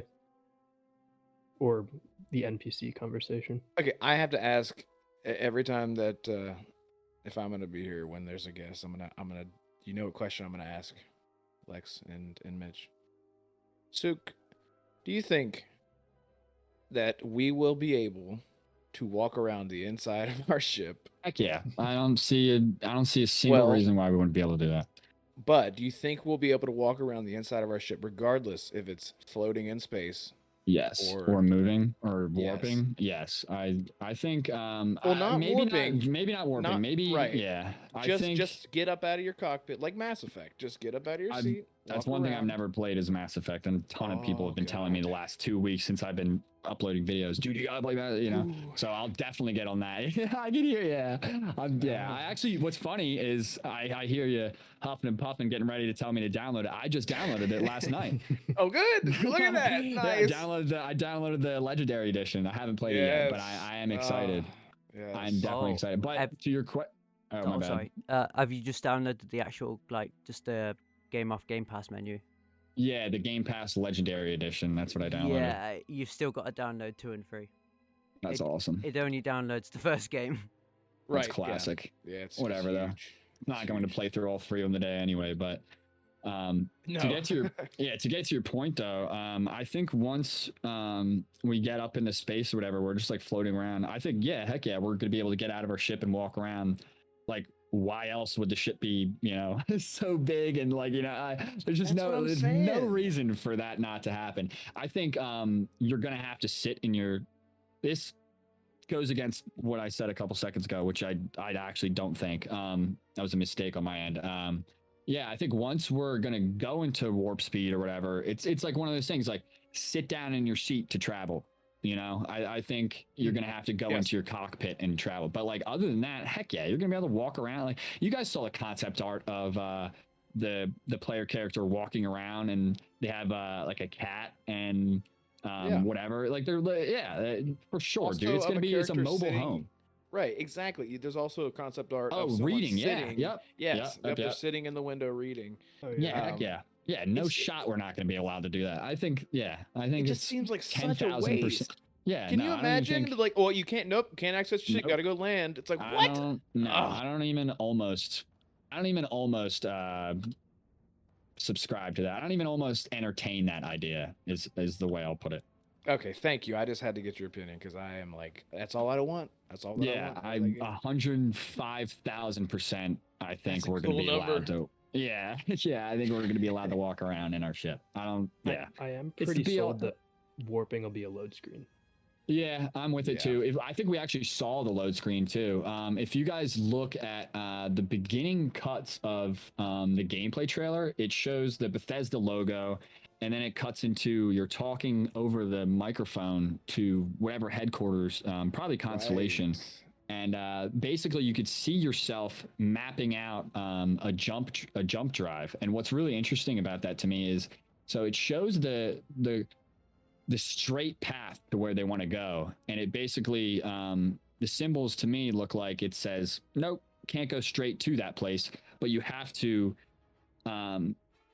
It's hard for me to explain this without you guys looking at it, but instead of going straight to the place that they want to go, it looks like it takes a cut to the right and then to the planet they want to go. And what's really interesting about that to me is I feel like did you guys went through the skills the other night, and we're talking about how you can get rid of them and whatnot. And one of the skills is a religion trade about someone worshiping the great space serpent or something. Yeah. And what that reminded me of is maybe when we're warping, or maybe to get to the planet that we need to, in that specific thing that I'm talking about, we need to warp ourselves around another planet, almost using their gravity as like a slingshot to get to the planet we want to get to. And I think that slinging around and slithering around the planets in warp technology is what has something to do with the Great Space Serpent. And I think that's a very interesting thing. Like, I don't know if you guys know what I'm talking about, but basically it shows like a triangle of like, hey, the first point's, hey, this is where we want to go. And then it's like, nope. And then it goes to the right and to where it was trying to go. And I think, I just explained it, but yeah. I don't know if that makes sense. I think that guy in the beginning talking, I'm pretty sure. I don't know if I said this last time I was on. Pretty sure that's Raphael Sabarge, who is in every space game. He is Cartho Nassi in Knights of the Old Republic. He's Scorch in Republic Commando. Ooh. He is he's Caden in Mass Effect. Oh god, what else has he done? He's in every single space game, and I'm that's telling you interesting. that's him. I'm telling you that voice is him. Which voice? The one from Constellation telling you that you're good to go and all that? Yes. In that scene that I was just talking about? Yep. Interesting. Yeah, I'm telling you that's him, man. I know that voice anywhere. Yeah, I can kind of hear the similarity between him and Karth. Yep. Sorry, I went off a tangent. But... I think with the is it the graviton? Is it flight loop array? Field loop array, I think. Yeah, I don't think it's not light speed because Bethesda's done their research. It's well, I think me and Mitch talked about it before, like time dilation. That's something they've got to get around. So using gravitons is smarter because you're using gravity to. I suppose you could see it more like a wormhole than a. But light It's- would still bend because you're bending space. So I don't think it's a wormhole. I think didn't Todd explain what he thinks the warp drive is how just like it bends space around you, not You're pulling it towards you rather than moving. yeah, that is. that's not what a wormhole is. A wormhole is taking the field, like the flat plane of space, and taking 2 points of that, and basically like a piece of paper, and folding the piece of paper so that those 2 points that were originally super far from each other are now literally on top of each other, and you can move Right. through it. So I think those two are completely different things. They seem similar to me though, because you're still Nah. quickly getting from A to B. You're still getting from 2 different points. But wormhole is instant. Wormhole is literally like, here's a point in space that's touching another point in space. Where a warp drive is like, you just have access to so much energy that you could literally bend space around and past you. Like it's moving space past you instead of okay, so bending 2 points that are completely unrelated to literally touching. you're bending space around you. Yeah, instead of bending 2 completely different points in space, Actually, making a portal. I think that's a thing in Futurama, where it's revealed the reason how their ship moves is it bends space around them. So the universe moves around their ship rather than. Yeah, that's the classic warp drive. That's like in all, not all, but Yeah. most sci-fi. And wormholes, I think, are like just theoretically like plausible. So, yeah, Well, I'm just excited. Recently, we thought we knew so much about black holes, and we witnessed a black hole spit out a star, or what was left of it. And I feel, yeah, I heard something about that. I don't know enough about that to say something. that confirmed. Well, black holes regurgitate something. We've just only witnessed it, and that event happened millions of years ago. We're just now witnessing it, and that's scary. That's so cool. And same. It is a scary. Yeah, like stars. Oh, it's just that we. Yeah, I can and go on I about think that. the new telescope discovered one of the first stars really far away, but that Yeah, star's dude. long gone. And one Right. of the coolest things about that is I was looking at some video last night. Someone was like, "Oh, blah blah blah. We've basically seen the farthest star." This might have been like 2 years ago, but this point remains the same. Hey, we've seen the farthest star we possibly could, and he's like, "Dude, that star is 15.3 billion light years away." Now, if you think about that, the light from that star has been trapped. Like Earth's only what, 4.6 billion years old, something like that. Mhm. Dude, the Earth. 2023 years old. Yeah, the Earth has literally only been around for 1/3 of the time that light has been traveling to us. Like what? Like, Well, like that light for right. 10 billion years was just traveling to nothing, and now here we are, and we can finally see it. Like that to me is just bonkers. Like there's so many things like that in just space and time that are just so insane to me. What I find fascinating with the early stars is they're not made of the same things our stars made of, because certain elements didn't exist, so they're burning different things. I wasn't aware of that. I thought the Yeah. whole universe was kind of made of the same general things. No. Like new elements are created when stars go supernova and collide and stuff. Like Mitch I could see, discovered yeah, I this. could see that for sure because that's different Yeah. chemistry. But That's yeah, how we got gold. Gold was a result of stars. Dying. yeah, I did hear that. Yeah, the earliest stars, you can only find hydrogen, helium, I believe. All the other elements, basically, maybe not all of them, but most of them were made from, as Lexi said, supernova. So like, it's only in non-original generations of stars So- that you'll find other elements. That's interesting. So how does that relate to life then? This is what I'm thinking as a personal theory. I think if we head further out where the universe is expanding, we will find elements we could never discover in the Milky Way. We could discover stars burning things we haven't even thought of. There Yeah, I could, mean, I guess that trend could keep going. Yeah. there could be elements. Yeah, so like elements that we're never going to find in our galaxy, whatever, Yeah. because we're too close, or I don't. Yeah, too close to the original chemistry. Yeah, no, I hear what you're saying. That's interesting. So there could be something harder than diamonds out there, but it's lighter than diamond. It could be anything.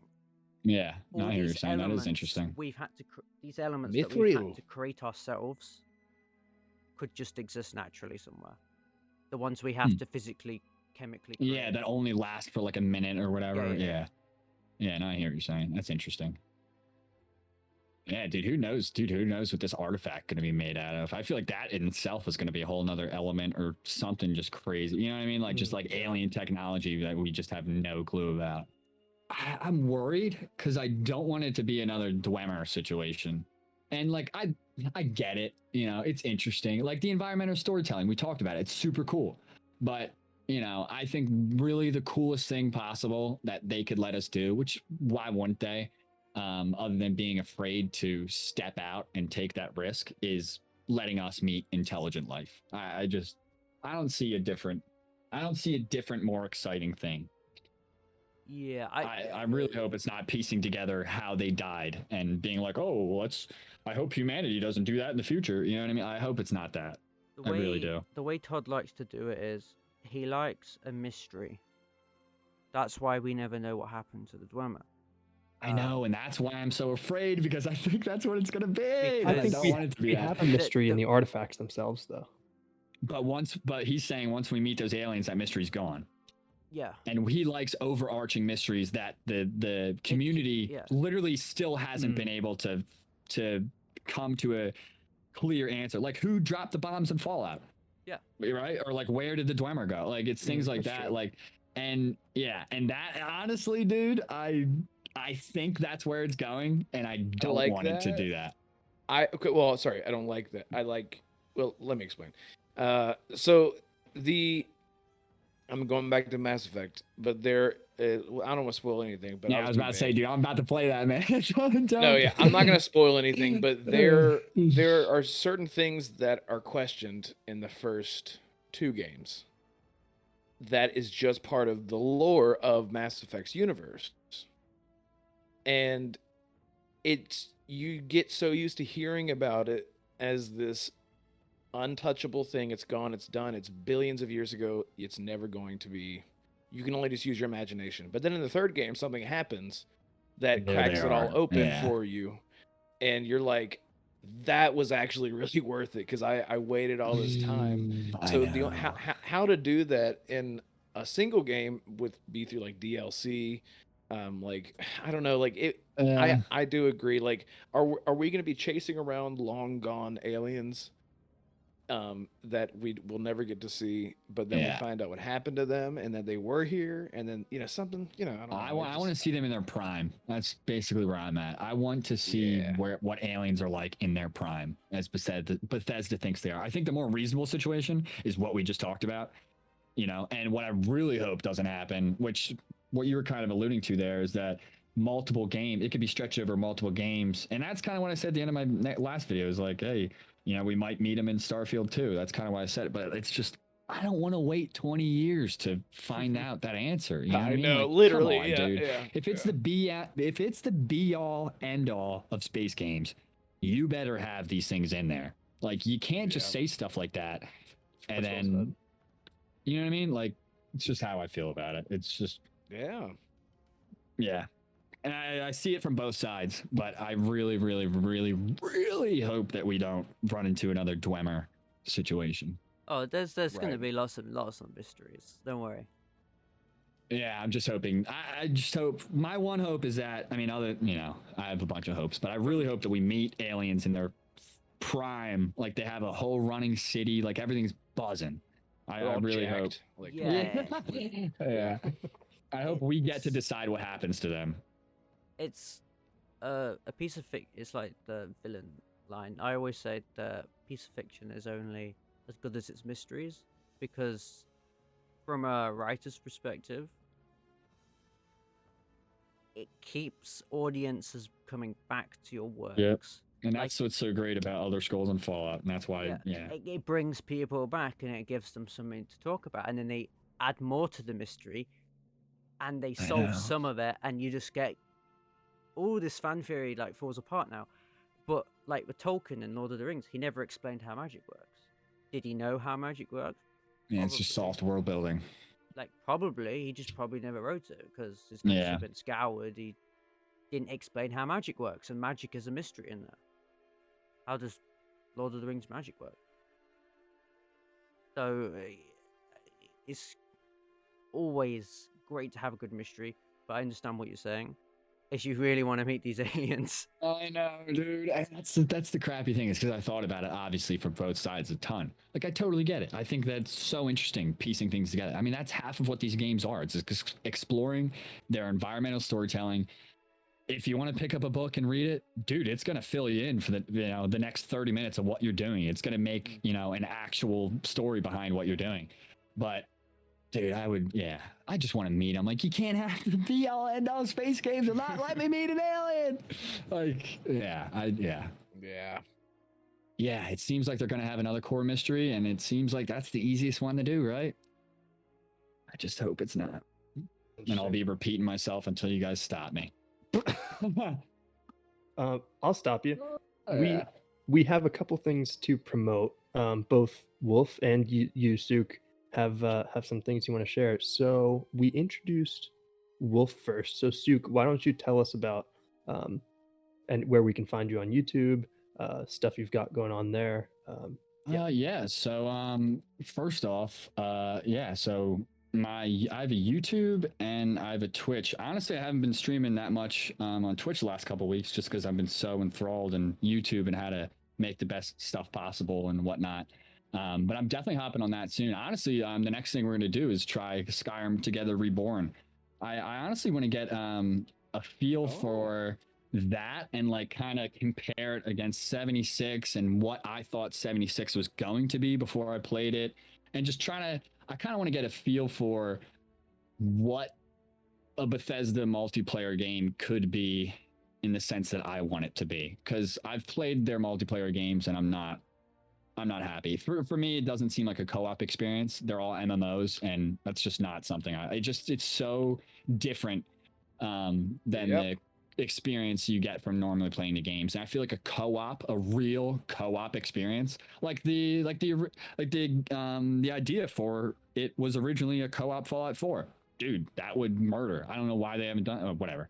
I'll keep all that for the video, but so there's my YouTube, Sukemobile, Suke, then Mobile, or Mobile, or what, I don't know how you want to say it, but that's how I say it. And then I have a Twitch, which is the exact same name. And other than that, honestly, I'm a graphic designer otherwise, and I have a very, very small art page. If anybody wants to follow that or ask me to make them a logo, I would be more than happy to. My Instagram on that is Luke_VS_art. If anyone wants to check that out, I am a freelance graphic designer. Just started a couple years ago. Definitely getting better with everything I do. Just excited to make more things and hopefully put my foot in the door with Bethesda gaming and this wonderful community. So yeah, here I am. That's it. And I'm happy. I'm super happy you guys invited me here. I can't, honestly, dude, I love talking about Bethesda stuff, and a lot of the people that are close to me could give a crap about this. So it's awesome to hop in with people that actually really are passionate about it and love the stuff as much as I do. So thank you guys for inviting me and listening to all the BS spew out of my mouth. Oh, our pleasure. Yeah. And I'll be sure that we get links for all those in the description, Lexi, and I'll make sure that happens.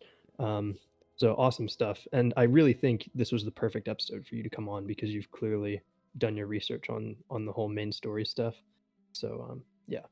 Yeah, I hope the things I said didn't sound too stupid. There's just so many things running through my head. It's just like an infinite pool of, things we could, ways they could go with it. And it's just super interesting. And I'm glad you guys heard me out and whatnot. So thank you. And Wolf, you've got a personal project to share as well, one that I have already uh, dipped my toe in and really enjoyed. So tell us about that. Yes, I assume you're talking about. You're not talking about toenail polish. You're talking about the upcoming, the upcoming Tales of the Settled Systems. I was Is talking that about your what you're talking podcast. about? Oh, wait. Yeah. So yes, this finally happened, and I don't know. I feel like I just had a stroke or something. But yeah, so finally rebooted my channel after years and years, and it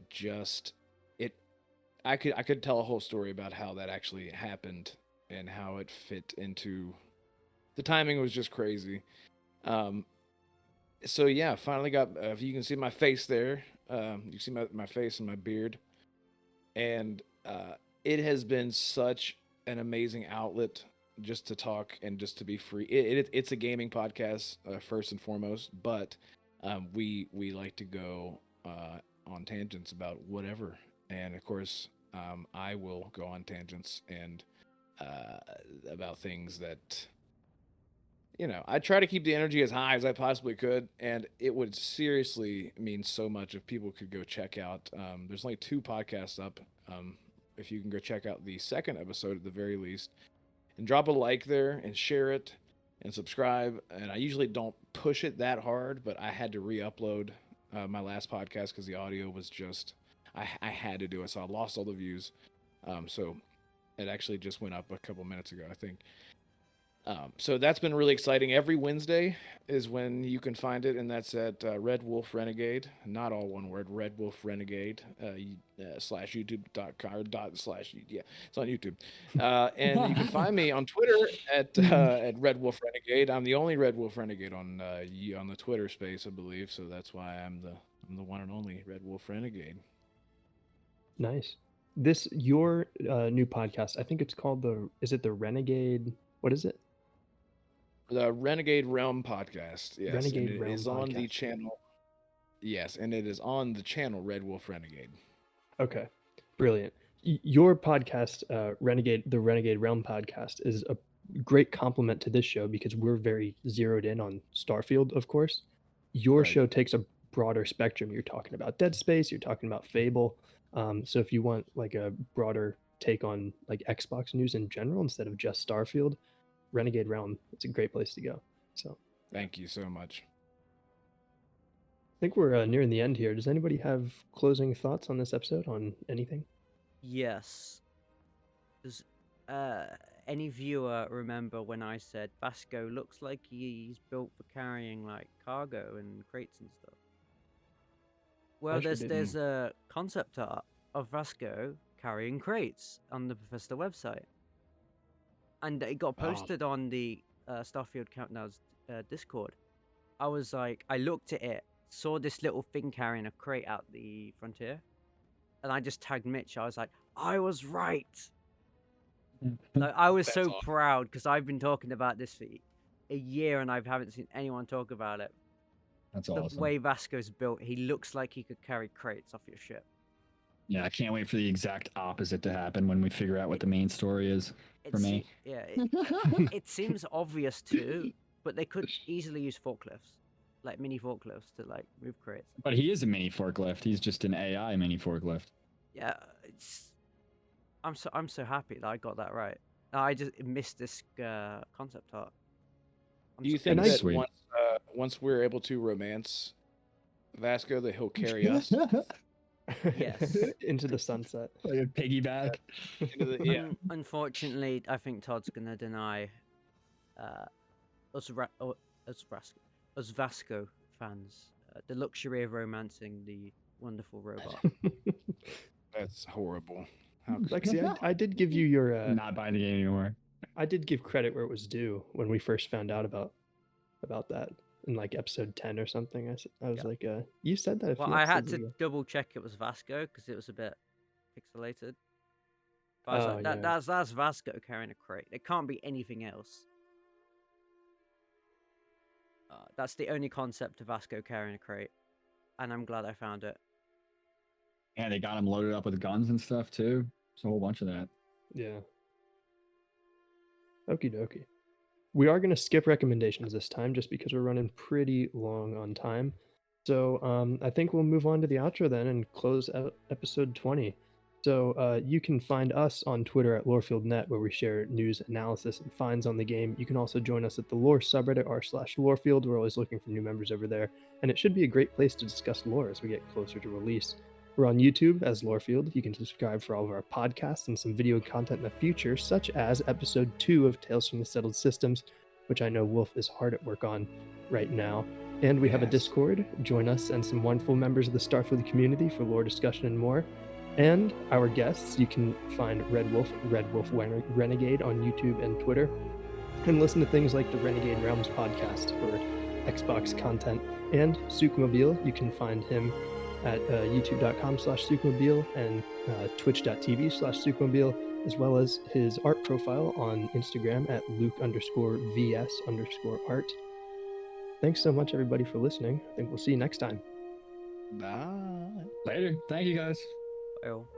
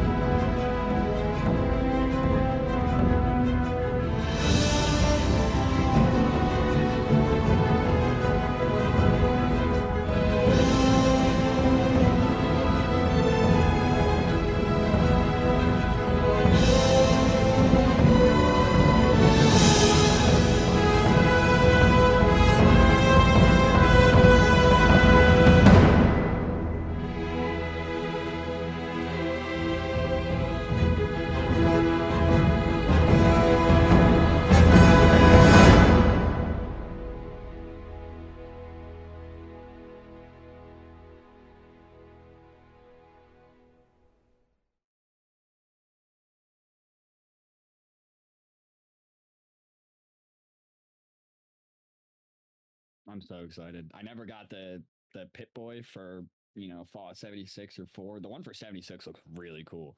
Oh yeah. But I can't wait to get Actually, that watch for this. Here's a weird story. My granddad was buried with one of those Pit Boys. The 76 Pit Boy? Yeah. What? Dude, that's kind of cool. Yeah, That's kind of cool. because there were What?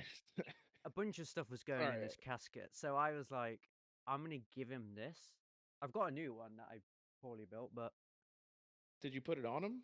yeah. Well, more people did, but Okay. yeah, he was buried. So someone, Oh my gosh. one day, someone's gonna, like in a Oh, I don't know, a few 100,000 years, someone's just gonna find that.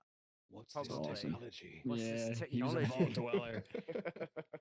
Did he ever play it, or you were just like, dude, I love this shit so much? Or I'm so sorry. You're good, you're Oh good. no, sorry. this was a few years ago. So good. Did he ever play Fallout? No, he wasn't a gamer. True. I just Kinda thought makes it he might need a interesting bit then. of guidance in the afterlife. Yeah, find his way around. Yeah, he needs to know where his quests are. Oh, that's my God, ridiculous. That's fantastic.